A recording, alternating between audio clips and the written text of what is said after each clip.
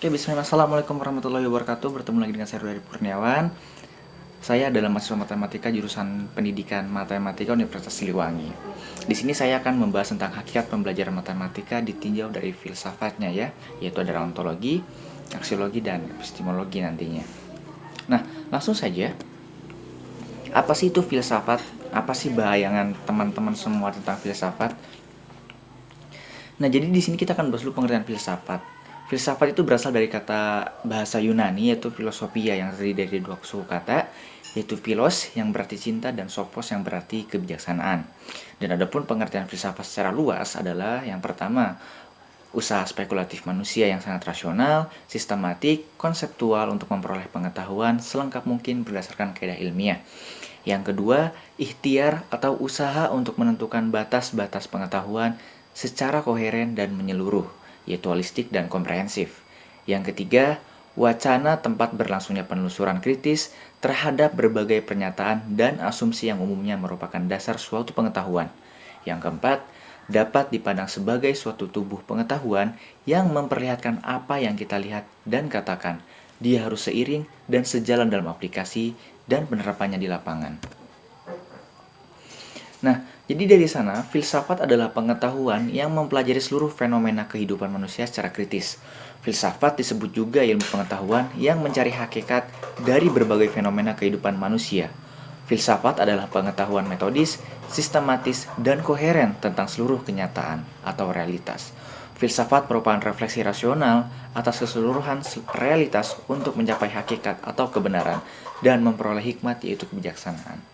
Nah, filsafat menjembatani cara berpikir secara ontologis, epistemologi, dan aksiologi. Adapun ontologi itu adalah hakikat apa yang dikaji, epistemologi adalah cara mendapatkan pengetahuan yang benar, dan aksiologi adalah nilai kegunaan ilmu. Nah, jadi filsafat itu apa sih filsafat pendidikan matematika? Nah, jadi filsafat ilmu pendidikan matematika adalah filsafat yang menelusuri dan menyelidiki hakikat pelaksanaan pendidikan matematika yang bersangkut paut dengan tujuan, latar belakang, dan cara dan hasilnya ya. Serta hakikat ilmu pendidikan matematika yang berkaitan dengan analisis kritis terhadap struktur dan kegunaannya. Sedalam dan seluas mungkin segala sesuatu mengenai ilmu pendidikan matematika, terutama hakikatnya, tanpa melupakan metodenya. Kerap kali kita lihat ilmu filsafat dipandang sebagai ilmu yang abstrak dan berada di awang-awang saja, padahal ilmu filsafat itu dekat dan berada dalam kehidupan kita sehari-hari. Benar, filsafat pendidikan tidak konkret karena menggunakan metode berpikir sebagai cara pergulatannya dengan realitas hidup kita.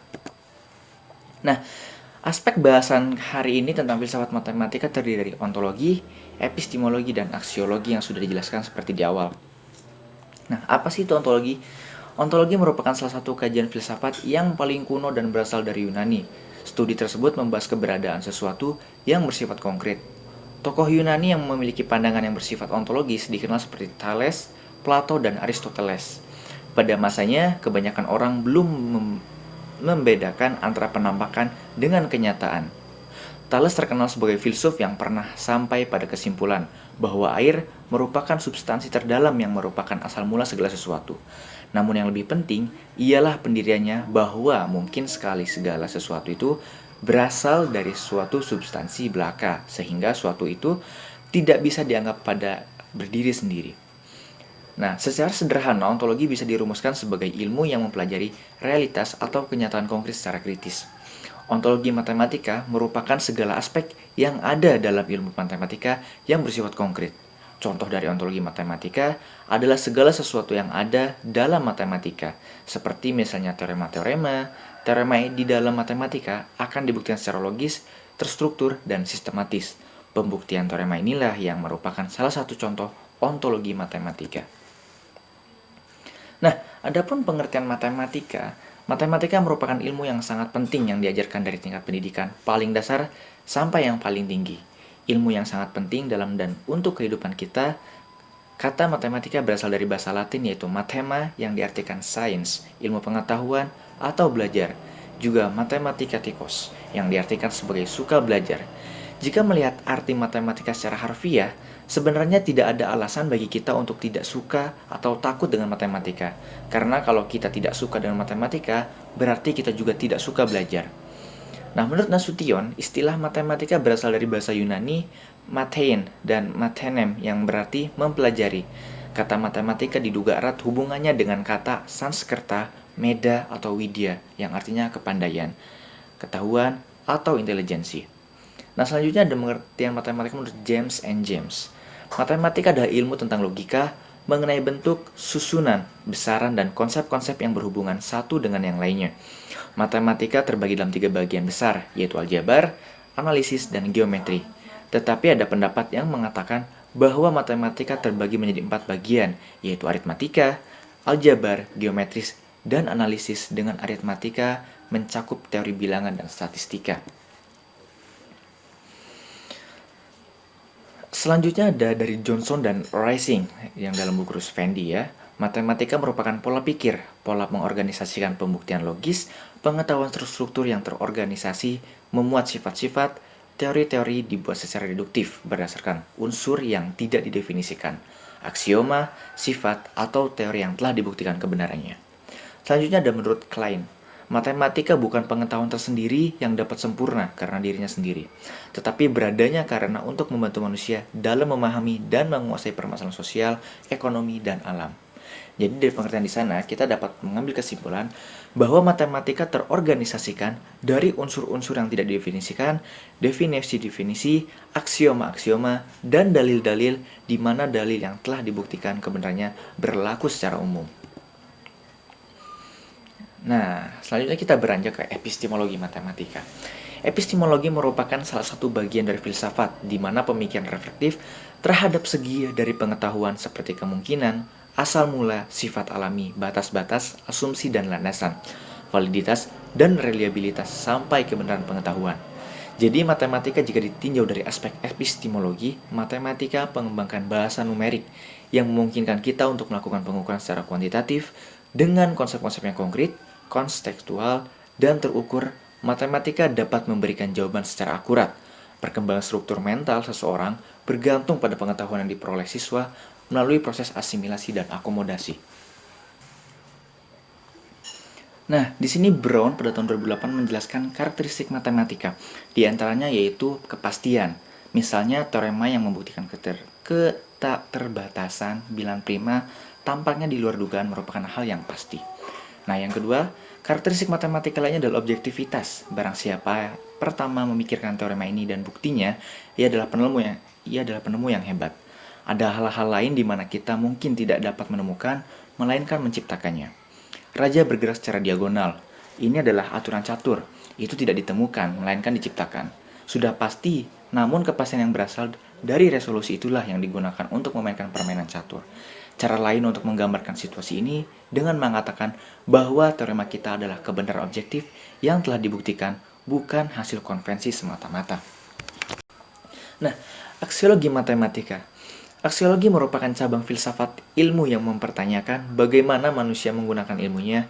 Aksiologi berasal dari kata Yunani aksion, yaitu nilai, dan logos, yaitu teori, yang artinya tentang teori tentang nilai. Permasalahan utama dalam aksiologi adalah mengenai nilai. Nilai yang dimaksud itu sesuai yang dimiliki manusia untuk melakukan berbagai pertimbangan tentang apa yang akan dinilai. Teori tentang nilai di dalam filsafat mengacu pada permasalahan etika dan estetika. Etika menilai perbuatan manusia, maka lebih tepat kalau dikatakan bahwa objek formal etika adalah norma-norma kesusilaan manusia. Dan dapat dikatakan pula bahwa etika mempelajari tingkah laku manusia ditinjau dari segi baik dan tidak baik di dalam suatu kondisi yang normatif, yaitu suatu kondisi yang melibatkan norma-norma, sedangkan estetika berkaitan dengan nilai tentang pengalaman keindahan yang dimiliki oleh manusia terhadap lingkungan dan fenomena di sekelilingnya. Aksiologi matematika. Hal tersebut menunjukkan pentingnya peran dan fungsi matematika, terutama sebagai sarana untuk memecahkan masalah baik pada matematika maupun dalam bidang lainnya. Peranan matematika tersebut terutama sebagai sarana berpikir ilmiah. Oleh Herman Schuermann disebutkan dapat diperolehnya kemampuan-kemampuan sebagai berikut. Yang pertama, menggunakan algoritma. Yang termasuk ke dalam kemampuan ini antara lain adalah melakukan operasi hitung, operasi himpunan, dan operasi lainnya. Juga menghitung ukuran tendensi sentral dari data yang banyak dengan cara manual. Yang kedua, melakukan manipulasi secara matematika. Yang termasuk ke dalam kemampuan ini antara lain adalah menggunakan sifat-sifat, rumus, prinsip, dan teorema-teorema ke dalam pernyataan matematika. Yang ketiga, mengorganisasikan data. Kemampuan ini antara lain meliputi mengorganisasikan data atau informasi, misalnya membedakan atau menyebutkan apa yang diketahui dari suatu soal atau masalah dari apa yang ditanyakan. Yang keempat, memanfaatkan simbol, tabel grafik, dan membuatnya. Kemampuan ini antara lain meliputi menggunakan simbol, tabel, grafik untuk menunjukkan suatu perubahan atau kecenderungan dan membuatnya. Yang kelima, mengenal dan menemukan pola. Kemampuan ini antara lain meliputi mengenal pola suatu bilangan dan pola bangunan geometri. Yang keenam, menarik kesimpulan. Kemampuan ini antara lain meliputi kemampuan menarik kesimpulan dari suatu hasil hitungan atau pembuktian suatu rumus. Nah, yang ketujuh di sini adalah membuat kalimat atau model matematika.